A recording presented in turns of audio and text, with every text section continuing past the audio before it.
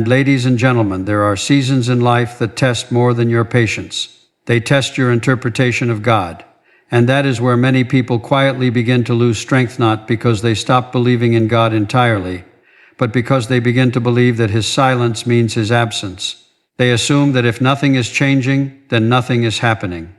But one of the greatest spiritual misunderstandings is the idea that visible movement is the only evidence of divine activity. Some of the most important work God ever does in a person's life happens beneath the surface, where nobody applauds, nobody notices, and nobody fully understands the weight you carry. There are moments when heaven seems quiet while your prayers feel unanswered, your opportunities seem delayed, and your future appears suspended in uncertainty. Yet Scripture repeatedly reveals a pattern. Before God elevates a person publicly, He develops them privately. What makes these hidden seasons so difficult is that they often feel deeply personal. You watch other people moving forward while you remain in what appears to be the same emotional, financial, or spiritual position year after year. And if you are not careful, comparison will poison your perspective. You begin measuring your life by visible outcomes rather than divine timing. But God does not prepare people according to human schedules. He prepares them according to purpose. And purpose requires formation. A person can receive a blessing before they are emotionally prepared for it. And the very thing they prayed for can eventually destroy them. This is why God is not only concerned with giving you something, He is concerned with who you become while waiting for it. Delay is painful, but immaturity is dangerous. So sometimes God allows the waiting season not to punish you, but to deepen you. Because there are lessons that can only be learned in uncertainty. Strength is easy to talk about when life is comfortable. Faith sounds powerful when prayers are answered quickly. But trust becomes real when you continue walking with God, even when nothing around you seems to confirm that He is moving. That kind of faith changes a person internally. It strips away false dependence. It exposes hidden fears. It reveals how much of our identity was built upon control, approval, or visible success. And that process can feel uncomfortable. Because God will often remove the very things you once used to define your worth. Suddenly, titles no longer satisfy you. External validation becomes less important. Certain relationships begin to fade. Old ambitions lose their grip. Why? Because God is preparing you for a different level of spiritual clarity. He is teaching you that your identity cannot be sustained by temporary things. Many people ask God for favor, but they do not realize that favor often requires separation before elevation. There are environments God must remove you from because they are too small for where He is taking you. There are mindsets He must break apart because they cannot survive the weight of greater responsibility. And there are seasons where isolation is not abandonment at all, it is protection. Protection from distraction. Protection from pride. Protection from becoming successful externally while remaining broken internally. This is why some delays are actually acts of mercy. If God gave you certain opportunities too early, you might have entered rooms your character was not yet strong enough to survive. You may have gained influence without wisdom, visibility without discipline, or success, ISAs, without peace. And eventually, the pressure of those blessings would have exposed the weaknesses that hidden seasons were meant to heal. So when you look back over your life, you may begin to realize that what felt like rejection was often redirection. What felt like loss was sometimes refinement. And what felt like God withholding something from you was actually God preserving you for something better aligned with His will. That changes how you interpret suffering, because spiritually mature people eventually understand that God's delays are not empty spaces. They are developmental spaces, places where patience is formed, places where discernment becomes sharper, places where dependency on God stops being theoretical and becomes necessary. And perhaps that is why some of the strongest people carry the quietest testimonies. They know what it means to continue believing while nothing appeared to move. They know what it means to pray without immediate answers.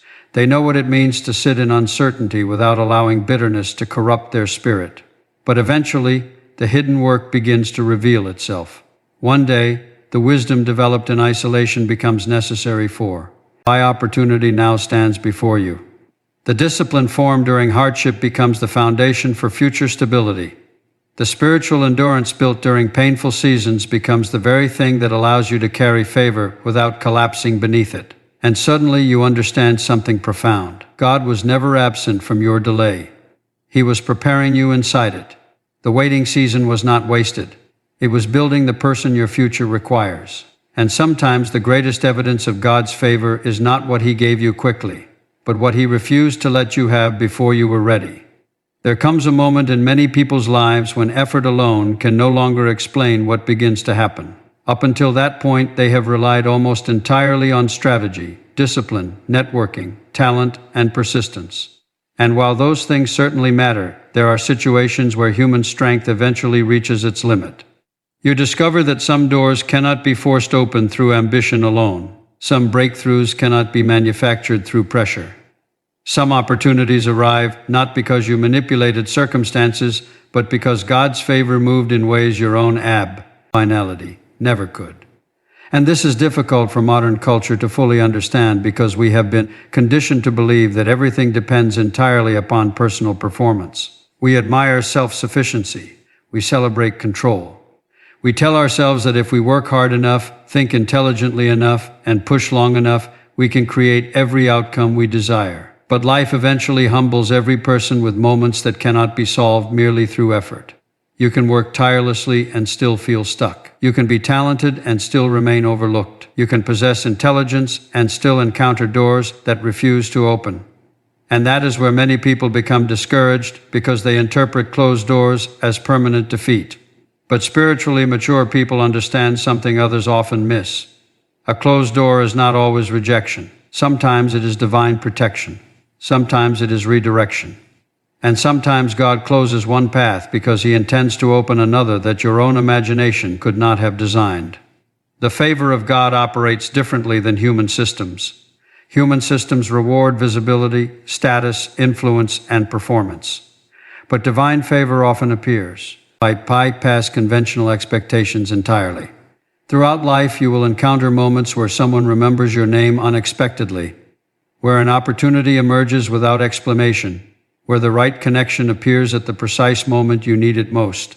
And while people may call it coincidence, those who walk closely with God begin to recognize a deeper reality at work. Favor is not luck. Luck is random. Favor is purposeful. And one of the most important truths to understand is that God's favor is not merely about making your life easier. Sometimes favor places you in difficult situations that ultimately position you for greater purpose. Sometimes favor removes comfortable things from your life because comfort was preventing growth. We often define blessing only through increase, but God sometimes blesses through subtraction as well. There are relationships He removes because they are draining your spiritual clarity. There are environments He disrupts because they are limiting your potential. There are plans He allows to collapse because they were too small for your calling.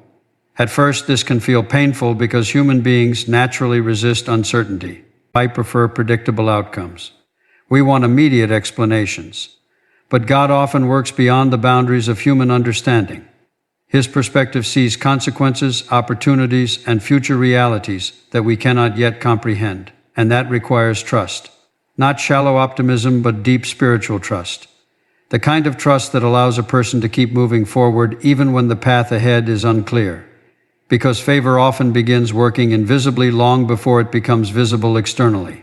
God may already be arranging circumstances while you still think nothing is changing. He may already be positioning people, opening unseen opportunities, and shifting conditions in ways you cannot detect yet. This is why impatience becomes spiritually dangerous.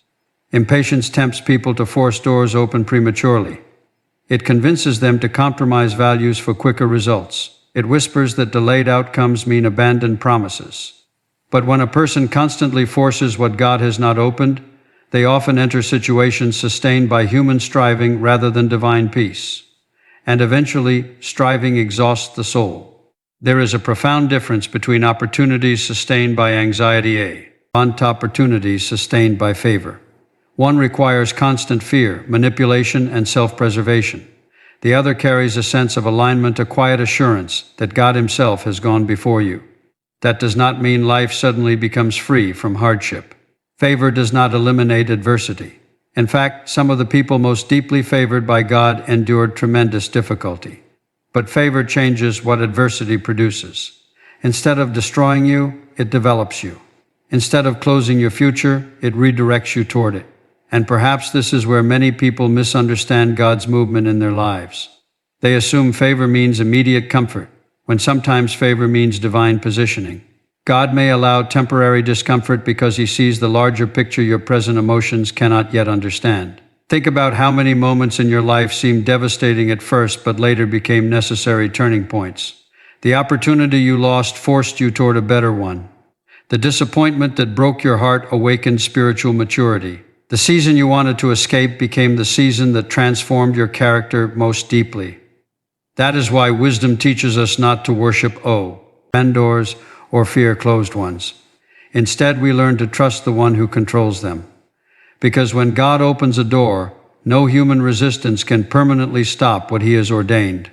And when God closes a door, no amount of striving can create lasting peace behind it. So do not become discouraged by what has not worked yet. Do not define your future by the limitations of your current situation.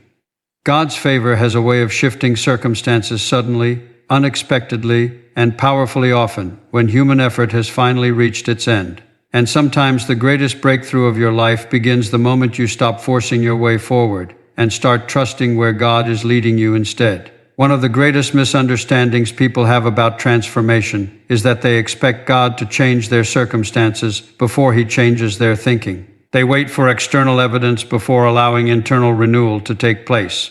But throughout life, God often works in the exact opposite direction. He begins within the human heart long before visible results ever appear on the outside. And this is important because a changed situation without a changed mindset eventually becomes a repeated cycle. A person can enter a new season while still carrying the fears, insecurities, and limitations of the old one. They may receive new opportunities, yet continue thinking with the consciousness of defeat. They may pray for increase while internally expecting loss. They may ask God for favor while still emotionally attached to scarcity, bitterness, or self-doubt. And eventually, the condition of the inner life begins shaping the condition of the outer life. This is why God is deeply concerned with inward transformation. Because the human mind is not merely a passive observer of reality, it is an interpreter of reality. The way a person thinks affects the way they respond, endure, trust, and lead. Two people can experience the exact same circumstances while interpreting them completely differently. One sees only obstacles, the other sees preparation. One becomes paralyzed by fear, the other grows through faith. The external conditions may appear identical, but the internal posture changes everything. And many people never realize how much their internal wounds quietly govern their lives. Past disappointments begin shaping future expectations.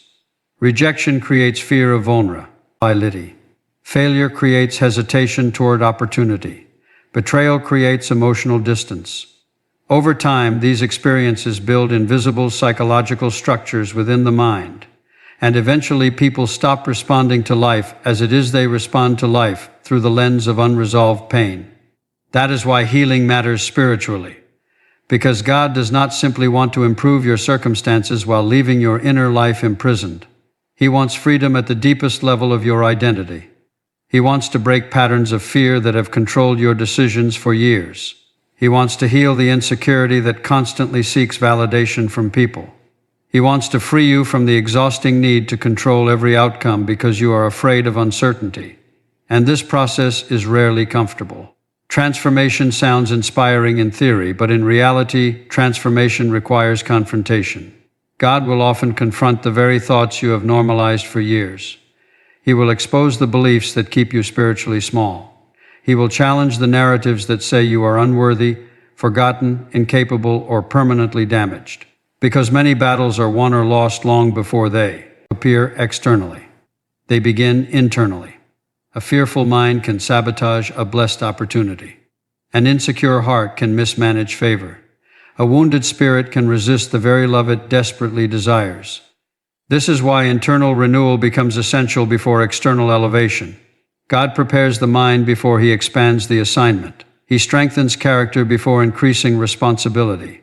Otherwise, success becomes dangerous rather than meaningful. And perhaps this explains why certain seasons feel so inwardly intense. You may think God is delaying progress, while in reality He is reconstructing your inner foundation. He is teaching you how to think differently, trust differently, and see yourself differently. Because once your internal world changes, your relationship with external circumstances changes as well.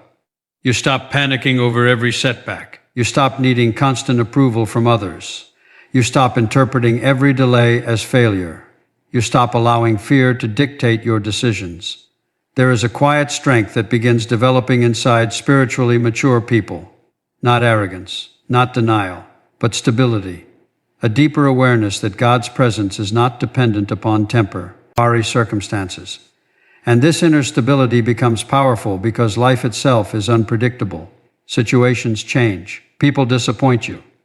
Plans collapse unexpectedly. But when your identity is rooted deeply in God rather than circumstances, you no longer rise and fall emotionally with every external shift around you. You begin living from conviction rather than reaction. And that changes how you carry favor when it finally arrives, because blessings reveal character as much as hardships do. Many people know how to survive difficulty but do not know how to remain humble, disciplined, and spiritually grounded during increase. Without inward maturity, external success can intensify pride, insecurity, greed, or emotional instability. So God works inwardly first. He teaches patience before promotion. He develops humility before influence. He builds wisdom before expansion. And while this process may feel invisible to others, it is never insignificant. Some of the most important victories in your life will happen privately within your thinking, your emotional responses, your spiritual perspective, and your relationship with God. That is where the real shift begins. Not when ISA and circumstances suddenly improve, but when your mind is no longer imprisoned by fear.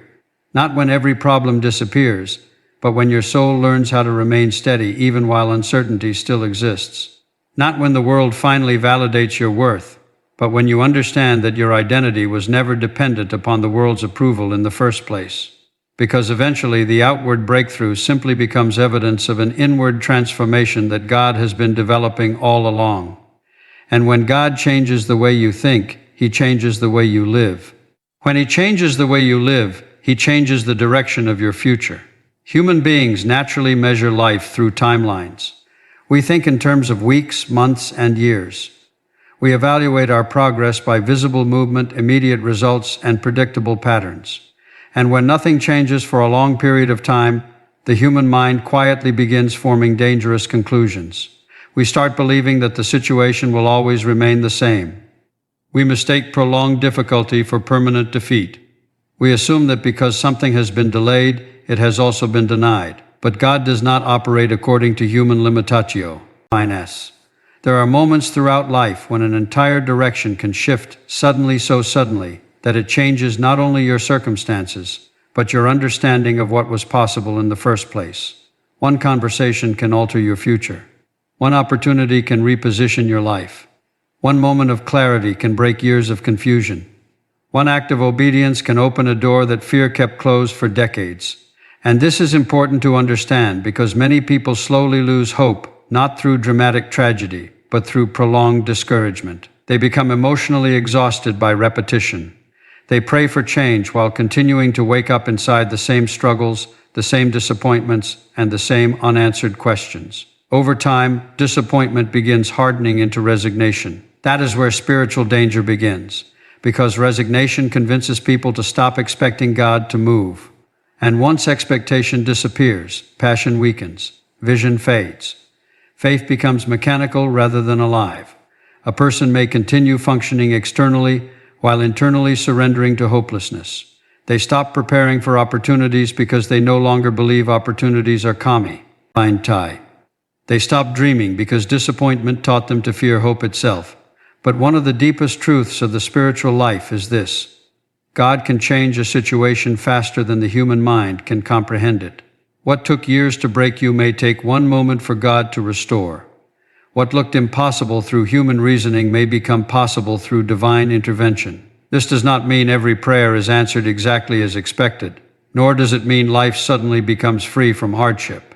But it does mean that God is never trapped by the limitations that imprison human thinking. The situation may appear immovable to you because you can only see present conditions. God sees the entire picture at once. And often, while you believe nothing is happening, unseen things are already shifting. Relationships are being positioned, doors are being prepared, wisdom is being developed, timing is being aligned. The problem is that human beings usually want visible evidence before they are willing to trust. But faith requires the ability to remain spiritually awake even when external confirmation has not yet appeared.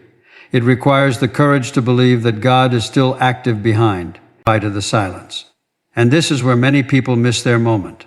Not because God failed to move, but because discouragement caused them to stop paying attention. They became so focused on what had not happened yet that they lost sensitivity to what God was already doing quietly around them. Sometimes the breakthrough begins subtly, a new perspective, a restored sense of peace, an unexpected connection, a sudden opportunity you never planned for, and what appears small initially can become the turning point that changes everything later. That is why preparation matters so deeply. Spiritually wise people understand that favor often arrives unexpectedly. They do not wait until the door opens to begin strengthening their faith, discipline, or character. They prepare before the opportunity arrives. They remain emotionally available to God's direction instead of becoming imprisoned by bitterness. Because bitterness blinds people to possibility. When pain remains unresolved, the heart becomes cynical. Cynicism creates emotional numbness, and emotional numbness makes it difficult to recognize new beginnings when they finally appear. This is why protecting your spirit during difficult seasons matters so much. You cannot control every circumstance, but you can guard your perspective while walking through it.